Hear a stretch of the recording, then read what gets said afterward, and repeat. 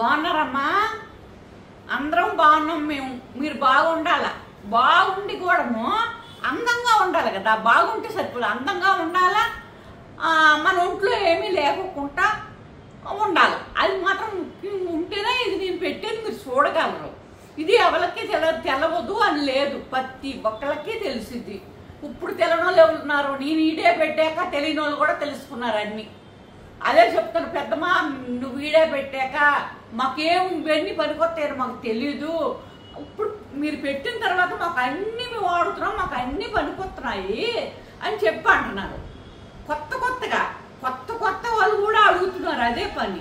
సరేలేని తప్పదు కదా. ఇది ఏం చేశాను నిన్న, చాలా దూరం మన చూడటానికి పల్లెటూరుగానే ఏదైనా ఇలా ఉంటే గడ్డి ఉంటుంది, గడ్డి ఉన్న చోట పక్కన గరికి ఉంటుంది చూడండి, గరికి పక్కన గడ్డి పక్కన అలా ఉంటుంది అనమాట. ఇది ఎక్కడ పడితే అక్కడే ఉంటుంది బోర్డు. కానీ మనకి ఇది అవసరం అని ఎవరికీ తెలియదు. దీనివల్ల ఎన్నో బెనిఫిట్లు ఉన్నాయని అస్సలే తెలియదు. చాలా ఇబ్బంది పడినా కానీ అటుపోతారు, మందులకు పోతున్నారు కానీ ఇవి చూడట్లా.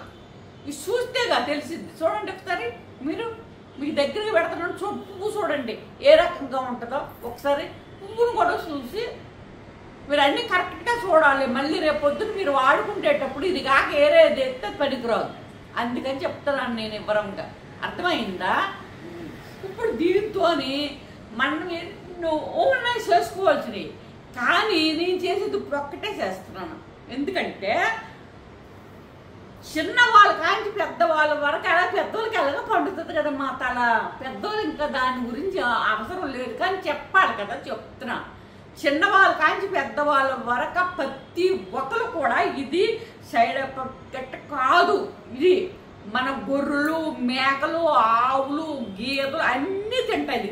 ఇవి తింటాయి. దీనివల్ల ఏం పర్వాలేదు.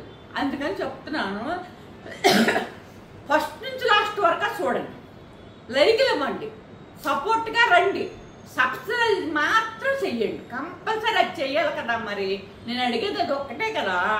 పెద్దమ్మని మర్చిపోవద్దు, ఇది చెయ్యండి అంటున్నా. కొత్త వాళ్ళైనా కానీ సబ్స్క్రైబ్ చేసుకోండి. నన్ను చూడాలనుకుంటే బెల్ సింబల్ కొట్టండి, లైక్లు ఇవ్వండి. నన్ను చూడాలనుకునే వాళ్ళు ఎవరైనా కానీ నేను ఏది పెడితే అది మీ దగ్గరికి వచ్చి వాళ్తుంది. అది నేను చెప్పేది. ఇప్పుడు దీంతో నేను తలకి చెప్పాను కదా, చిన్నపిల్లలు కానీ పెద్దవాళ్ళు కానీ తలకి పండు ఎంట్రుకలు తెల్ల ఎంట్రుకలు రాకపోయినా కానీ ఇది పెట్టుకోవచ్చు, తెల్ల ఎంట్రుకలు వచ్చినా కానీ ఇది పెట్టుకోవచ్చు. రాలేదు కదా మాకెందుకు అని అనుకోవద్దు. మీకు రాకపోతే పెట్టుకుంటే ఇంకా క్లాస్గా ఉంటుంది అనమాట. వచ్చిందనుకో వాళ్ళు పెట్టుకుంటే ఇంకొక రకం క్లాస్. అర్థమైందా? అందుకని చెప్పి నేను దీంతో ఇప్పుడు తయారు చేస్తున్నాను. దీంట్లో ఏమేయాలో నేను చెప్తాను. గట్టి శామంతి చూడండి, పసుపు రంగులో ఉంటుంది పువ్వు. ప్రతి ఒక్క దానికి కూడా పువ్వు ఉంటుంది. గరికి ఎక్కడైతే మొలుసుద్దో అక్కడే ఉంటుంది. అర్థమైంది కదా? చూడండి, ఈ గట్టి శామంతి మర్చిపోకుండా చూసుకోవాలి మీరు.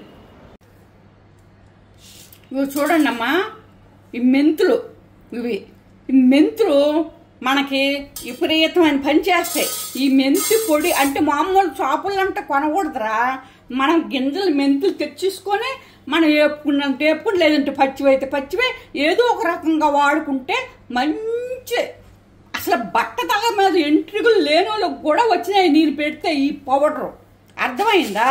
వాళ్ళే నాకు కామెంట్ పెట్టి చెప్పారు. 2 స్పూన్లు వేసానమ్మా మెంతులు. ఇప్పుడు ఇవి వేపుకోవాలి, మనం దూరంగా వేపుకోవాలి.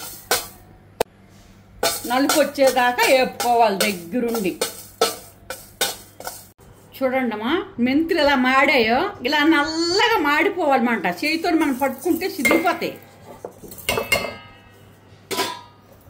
నేను చేతితో పట్టుకొని మీకు చూపిస్తాను. చూడండి ఎలా మెదిగిపోతుందో, చూసారా?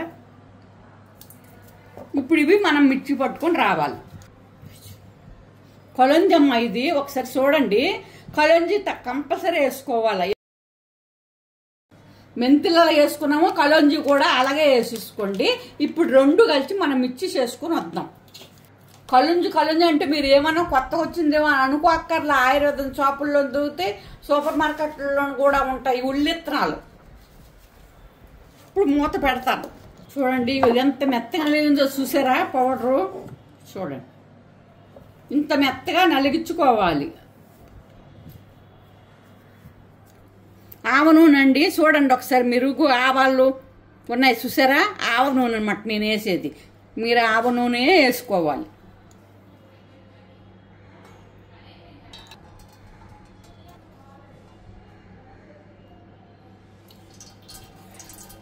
స్టవ్ వెలిగించుకోండి అమ్మా. ఇక నేను స్టవ్ వెలిగించుకుంటున్నాను చూడండి. ఇప్పుడు ఏం చేయాలంటే ఈ ఆకులు మనం గడ్డి శామంతి ఆకులు మనం వేస్తున్నాం. శుభ్రంగా చక్కగా చెయ్యితో కూడా నలుపుకోవచ్చు. మనకేమి ఇబ్బంది అంటూ ఉండదు.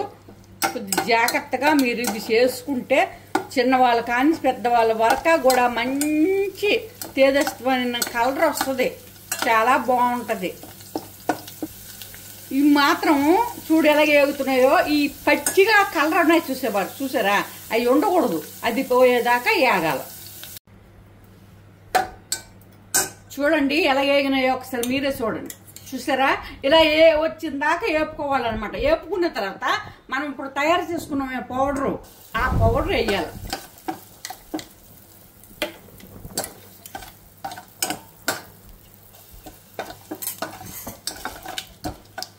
రెండు చెంచాల పౌడర్ వేసాను నేను. ఎందుకంటే కొద్దిగా ఎక్కువ నాది అయ్యింది. చాలా వేసాను కదా. ఒక డబ్బాలు వేసి దాచుకుంటే మనకి శుభ్రంగా ఎక్కువ నూనెలో వేసుకునేటప్పుడు పనికి వచ్చుద్ది. ఇప్పుడు నేను వేస్తుంది కాఫీ పొడి. కాఫీ పొడి అండి. మంచి మంచి కలర్ రావాలంటే కాఫీ పొడి వేసుకోవాలి. చూడండమ్మా నూనె తయారైంది. ఒకసారి చూసారా.